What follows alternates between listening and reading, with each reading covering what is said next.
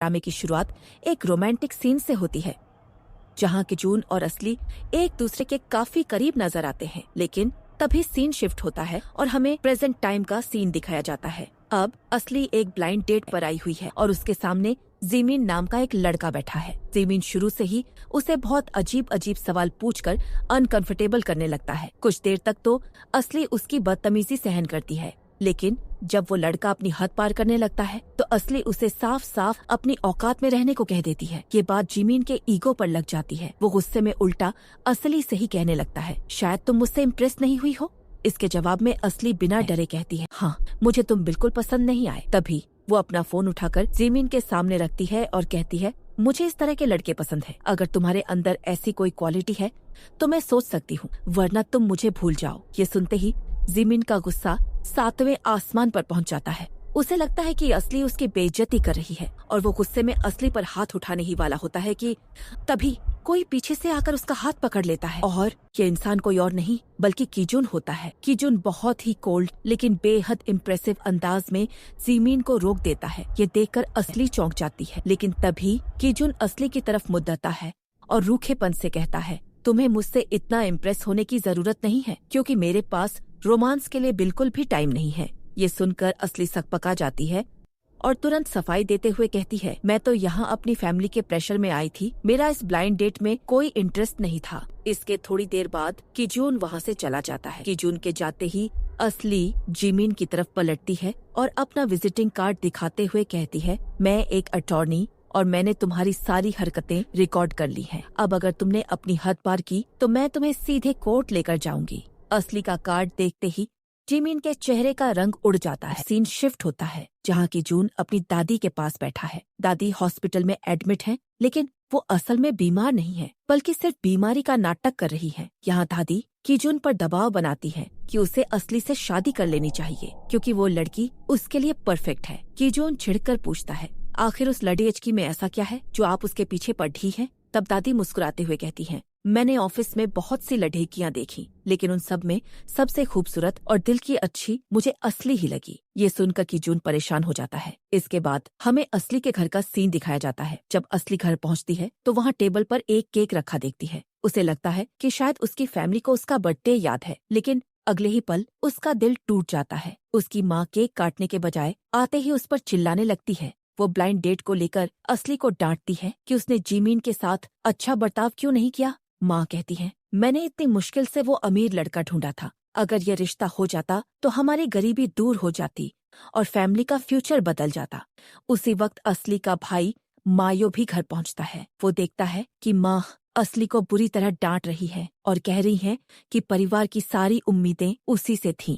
लेकिन आज असली चुप नहीं रहती, उसका सब्र का जवाब दे जाता है। वो रोते हुए अपनी माँ और भाई से कहती है, बचपन से लेकर कॉलेज तक मैंने ही भाई की पढ़ाई का खर्च उठाया है, अपनी कमाई का एक एक पैसा इस फैमिली पर खर्च किया है। आखिर कब तक मैं ये सब सहन करूंगी? अब भाई बद्धा हो चुका है, वो अपने खर्चे खुद उठा सकता है। पर ये बातें सुनकर भी उसकी माँ का दिल नहीं पिघलता। वो उल्टा असली को ताना मारते हुए कहती है, तेरी वजह से तेरे पापा हमें छोड़कर चले गए थे और मायो को कभी पापा का प्यार नहीं मिला। ये सुनते ही असली का दिल टूट जाता है। उसे बचपन की सारी कड़वी यादें याद आने लगती हैं और सदमे की वजह से उसकी तबीयत बिगड़ने लगती है। यहाँ उसका भाई मायो अपनी माँ को रोकता है और अपनी बहन को संभालने की कोशिश करता है। तभी असली का फोन रिंग करता है। फोन किजून का होता है, जो उसे तुरंत अपने ऑफिस बुलाता है। असली आंसू पोंछती हुई वहाँ से जाने लगती है तो मायो उसके पीछे पीछे भागता है और उसे उसका बर्थडे गिफ्ट देता है। वो इमोशनल होकर कहता है, इसमें आपका गिफ्ट है जिसे मैंने अपनी खुद की मेहनत की कमाई से खरीदा है।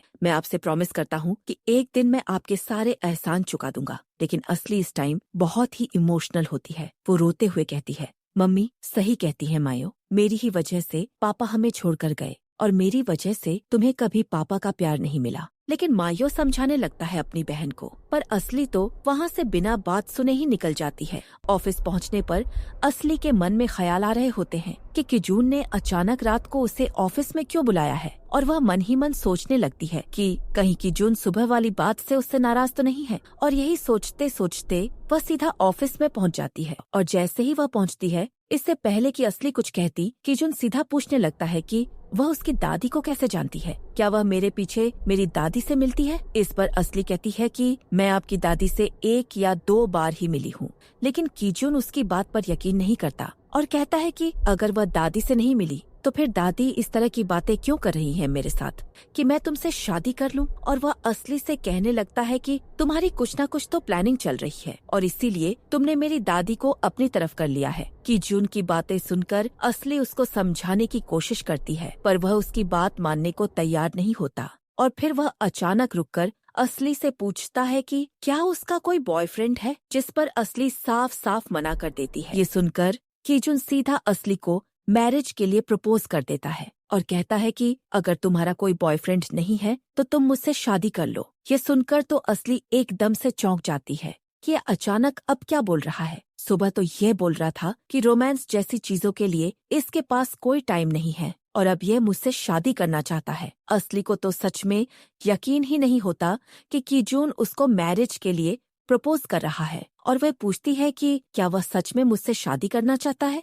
यह सुनकर कीजून बिल्कुल ही कोल्ड बिहेव करता है और कहता है कि हाँ, मैं मैरिज करना चाहता हूँ, लेकिन यह कॉन्ट्रैक्ट मैरिज होगी। मैं तुमसे प्यार नहीं करता, मुझसे तुम कुछ ज्यादा उम्मीद भी नहीं करना। यह सुनकर असली को अच्छा तो नहीं लगा, लेकिन वह तो कीजून को हमेशा से पसंद करती आई थी, इसलिए वह खुश थी कि वह उसको शादी के लिए प्रपोज कर रहा है। लेकिन असली अपनी फैमिली के प्रॉब्लम के बारे में भी साफ साफ बता देती है, जिसे सुनकर कीजून कहने लगता है कि उसे कोई इंटरेस्ट नहीं है कि तुम्हारी फैमिली कैसी है और क्या काम करती है, उसको सिर्फ शादी करनी है। इसके बाद हमें अगले दिन का सीन दिखाया जाता है, जहाँ पर दोनों कोर्ट पहुंचकर अपनी शादी रजिस्टर कर लेते हैं और इसके बाद कीजून अपनी दादी से फोन पर बात कर रहा होता है और बताता है कि उसने असली से मैरिज कर ली है। लेकिन दादी को तो शक होता है कि कहीं ये झूठ तो नहीं बोल रहा है और कहती है कि अगर तुमने शादी कर ली है तो मेरी बात कराओ। और तभी वह फोन असली को दे देता है और असली बता देती है दादी को कि हाँ दादी, हमने शादी कर ली है। ये सुनकर दादी तो बहुत खुश हो जाती है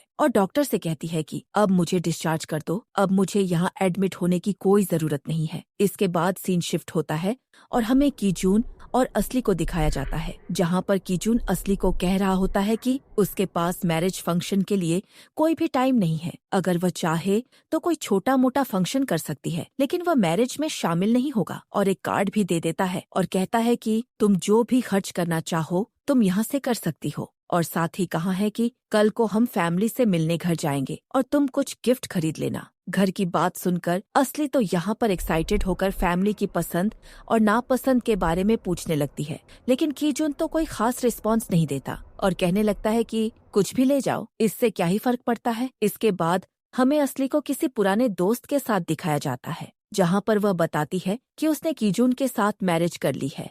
ये सुनकर उसका दोस्त थोड़ा सरप्राइज होता है, थोड़ा हैरान होता है, लेकिन वह उसको खुश रहने की सलाह देता है और यहाँ पर उसके दोस्त के चेहरे पर थोड़ी चिंता भी नजर आ रही थी। इसके बारे में हमें आगे स्टोरी में पता चलेगा। इसके बाद हमें कीजून को दिखाया जाता है, जो लगातार मैरिज के बारे में सोच रहा होता है। तभी असली वहाँ पर सभी के लिए गिफ्ट लेकर आ जाती है। जैसे ही असली वहाँ पर पहुँचती है तो कीजून तो उसको देखता ही रह जाता है, लेकिन वह अपने इमोशंस छुपा लेता है और असली को जाहिर नहीं होने देता कि वह उसको देखकर इम्प्रेस हुआ है और कहने लगता है कि हम सिर्फ दादी से ही तो मिलने जा रहे हैं, कोई फैशन शो तो नहीं है जो तुम इतना तैयार होकर आई हो। ये सुनकर असली मुस्कुराने लगती है और कहती है कि अगर आप खुद इतना हैंडसम दिख सकते हो तो वह भी तो अच्छे से तैयार होकर आ सकती है। इसके बाद दोनों घर पहुंचते हैं। जैसे ही घर का दरवाजा खुलता है तो कीजून की माँ असली को देखकर चौंक जाती है। उसे समझ ही नहीं आता कि यह लड़की कौन है,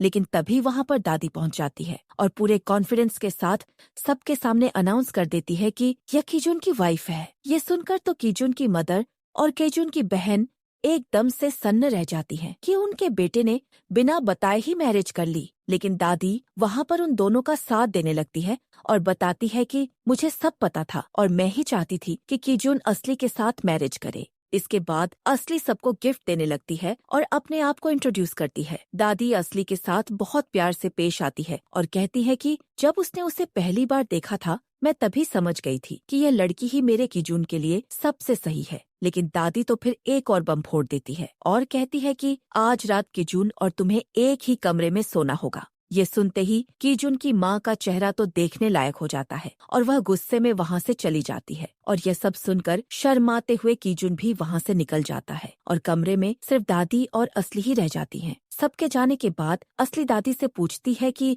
आखिर कीजुन से शादी के लिए दादी ने उसे ही क्यों चुना। यह सुनकर दादी कहती है कि मैंने तो तुम्हें चुन लिया था, लेकिन तुमने मैरिज के लिए हाँ क्यों कहा। यह सुनकर असली मन ही मन सोचने लगती है कि मैं तो बहुत पहले से ही कीजुन को पसंद करती थी, मेरे लिए तो ये ड्रीम कम ट्रू था। लेकिन ये सब बातें असली खुलकर नहीं बताती दादी को। यहाँ पर दादी हंसते हुए असली को एडवाइस करने लगती है कि उसको कीजुन के साथ अब कुछ ऐसा करना होगा जिससे कि वह भी उससे प्यार करने लगे। इसके बाद सीन शिफ्ट होता है और हमें रात का सीन दिखाया जाता है, जहाँ असली कीजुन के कमरे को देख रही थी और वह सोच रही थी कि कमरे में तो एक ही बेड है, अभी दोनों क्या एक ही बेड शेयर करने वाले हैं। वह बार बार बेड की तरफ देख रही थी और समझ नहीं पा रही थी कि अब उसे क्या करना चाहिए। तभी कीजुन भी कमरे में आ जाता है और उसको जागा हुआ देखकर पूछने लगता है कि वह अभी तक सोई क्यों नहीं है। उसकी बात सुनकर असली कहती है कि कमरे में सिर्फ एक ही बेड है, तो वे दोनों एक ही बेड पर कैसे सोएंगे। असली की ऐसी बातें सुनकर कीजुन को कोई खास फर्क नहीं पड़ता है और वह बहुत ही कोल्ड अंदाज में कहता है कि कैसे सोते हैं, जैसे मैरिड कपल्स सोते हैं ऐसे ही सोएंगे। और इसके बाद कीजुन कहता है कि वैसे भी यह शादी तुम्हारी वजह से ही हुई है, अब तुम्हें इस तरह की बातों की आदत डालनी होगी। यह सुनकर असली एकदम से कीजुन की बात को काउंटर करती है और कहती है कि उसने कुछ भी अपने आप से प्लानिंग नहीं की थी, उसको तो दादी ने खुद पसंद किया है। उसकी बातें सुनकर कीजुन आर्गुमेंट को वहीं खत्म करने की कोशिश करता है और इसके बाद असली सोने के लिए बेड पर लेट जाती है। लेकिन असली का ध्यान सोने पर नहीं होता। वह चुपके से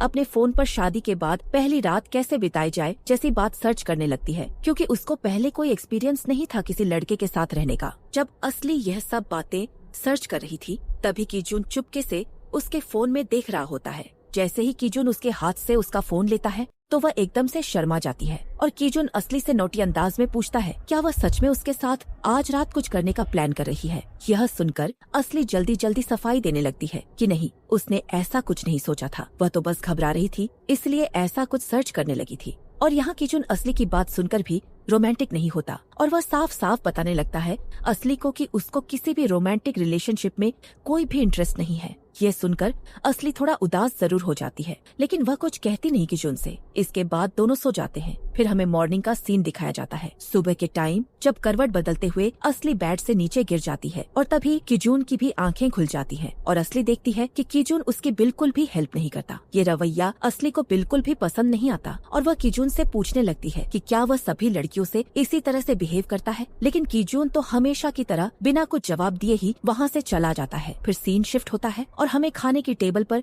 सबको दिखाया जाता है। असली पूरी फैमिली को गुड मॉर्निंग ग्रीट करती है, लेकिन वहाँ पर कीजुन की बहन असली पर टॉन्ट करने लगती है और कहती है कि उसकी वजह से सबको इंतजार करना पड़ा। लेकिन यहाँ पर असली घर का माहौल नहीं खराब करना चाहती थी, इसलिए वह चुप रहती है। लेकिन यहाँ पर कीजुन की बहन सिनल जानबूझकर बातों ही बातों में असली की फैमिली का टॉपिक शुरू कर देती है और बताने लगती है कि बचपन में उसके पेरेंट्स अलग हो गए थे और उसकी माँ ने अकेले ही उसको और उसके भाई को बड़ा किया है। जैसे ही असली यह बात सुनती है कि उसके फादर उनको छोड़कर चले गए थे, वहाँ पर बैठे सभी लोग थोड़ा अनकंफर्टेबल हो जाते हैं और तभी कीजुन असली के बचाव में बोल पड़ता है और अपनी बहन को डांटने लगता है कि उसको दूसरों के पर्सनल लाइफ के बारे में इतना ज्यादा नहीं बोलना चाहिए और अपनी बहन को डांटकर चुप करने की कोशिश करता है। और यहाँ पर कीजुन को रियलाइज हो जाता है कि उसकी बहन की बातों से असली अनकंफर्टेबल हुई है, इसलिए वह असली को अपने साथ चलने को कहता है और दोनों वहाँ से निकल जाते हैं। इन दोनों के जाने के बाद भी कीजुन की बहन अपनी मदर को कहती है कि इन दोनों की मैरिज पर मुझे बिल्कुल भी भरोसा नहीं है और वह अपनी मदर से कहती है कि इसने दादी को अपने फेवर में करने के लिए कुछ न कुछ प्लानिंग जरूर की है और कहती है कि लीना हमेशा से ही कीजुन के लिए एक बढ़िया ऑप्शन थी। और तभी दोनों माँ बेटी लीना को कीजुन की लाइफ में दोबारा से वापस लाने की प्लानिंग करने लगती है। इसके बाद हमें असली और कीजुन का सीन दिखाया जाता है, जहाँ पर कीजुन असली को एक इम्पोर्टेंट क्लाइंट से मिलने के लिए जाने के लिए कह रहा होता है और उसका नाम जो रहता है जो का नाम सुनते ही असली को थोड़ा फिक्र होने लगती है, क्योंकि उसको पता था कि जून और जो के बीच हमेशा से ही राइवलरी रही है। लेकिन यहाँ पर भी असली को तो मजाक ही सूझ रहा होता है और वह कीजून से कहती है कि अगर जो ने उसको परेशान किया तो क्या उसे वर्कप्लेस इंजरी माना जाएगा। यह सुनकर कीजून कहता है कि अगर जो ने उसके साथ कोई भी लिमिट क्रॉस की तो वह उसको खुद ही जेल पहुँचा देगा और तुम्हें बोनस भी दूंगा। यह सुनकर असली हंसने लगती है और इसके बाद जैसे ही असली को कार से नीचे उतर कर जाना था तो एक शरारती ख्याल उसके मन में आता है और वह सीट बेल्ट खोलने का नाटक करने लगती है और तभी हेल्प करने के लिए कीजून को बोलती है। जैसे ही कीजून उसकी हेल्प करने के लिए नीचे झुकता है तो वह कीजून के फेस पर किस कर देती है। ये देखकर कीजून एकदम से चौंक जाता है और असली कार से उतरते हुए स्माइल करती है और कहती है कि अब से उसे रोज एक गुड मॉर्निंग किस मिलेगी ताकि वह उसे कभी भूल ना पाए। ये सुनकर और देखकर कीजून सन्न होकर बैठ जाता है। उसे समझ ही नहीं आया कि अभी अभी उसके साथ क्या हुआ है।